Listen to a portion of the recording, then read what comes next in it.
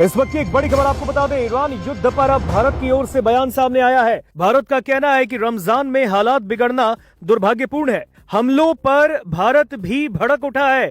Action mode में अब भारत की सरकार आ गई। एक बड़ी खबर आपको हम बता रहे हैं। जिस तरीके से इस वक्त इजराइल और ईरान का जंग छिड़ा है, इस पर भारत का भी बयान सामने आया है।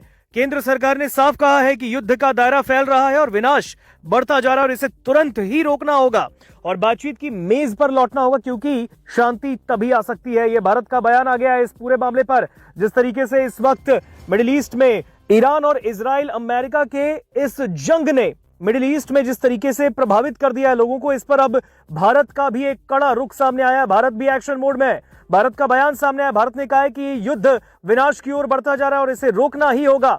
आपको बता दें, ईरान और खाड़ी देशों में भड़के भीषण जंग का असर अब भारत पर भी पड़ने लगा है। आपको बता दें, भारत ने व्यापारिक जहाजों पर हमले का भी विरोध कर दिया है। विदेश मंत्रालय का बयान इस पर आया है। विदेश मंत्रालय ने कहा कि खाड़ी क्षेत्र में लगभग 1 करोड़ भारतीय नागरिक रहते हैं और काम करते हैं। उनकी सुरक्षा और कल्याण भारत की सर्वोच्च प्राथमिकता है। हमारी व्यापार और ऊर्जा सप्लाई चेन भी इस क्षेत्र से होकर गुजरती है और किसी भी बड़ी रुकावट का भारतीय अर्थव्यवस्था पर गंभीर असर पड़ता है। भारत मर्चेंट शिपिंग पर हमलों का भी कड़ा विरोध करता है। आपको बता दें, जिस तरीके से ईरान इजराइल अमेरिका के इस जंग में ईरान ने स्ट्रेट ऑफ हॉर्मुज को बंद कर दिया है, इसका असर भारत पर भी पड़ने लगा है। आपको बता दें, ईरान ने कच्चे तेल के व्यापार के अहम रूट हॉर्मुज स्ट्रेट को बंद करने का ऐलान कर दिया और अब अरब मुल्कों के साथ भारत के तेल गैस व्यापार का ये एक अहम गलियारा है, जहां से 20% कच्चे तेल यानी क्रूड ऑयल की आपूर्ति होती है।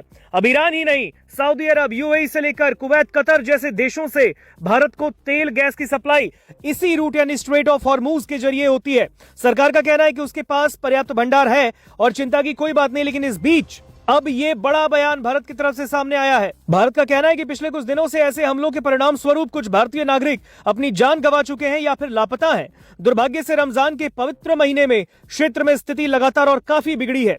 विदेश मंत्रालय ने कहा कि भारत ने यूएई पर हमले को लेकर गहरी चिंता जताई। भारत सरकार बदलती हुई स्थिति पर लगातार कड़ी नजर रखेगी और राष्ट्रीय हित में आवश्यक निर्णय लेती रहेगी। हम इस क्षेत्र की सरकारों के साथ साथ अन्य प्रमुख साझेदार देशों के कांटेक्ट में भी हैं।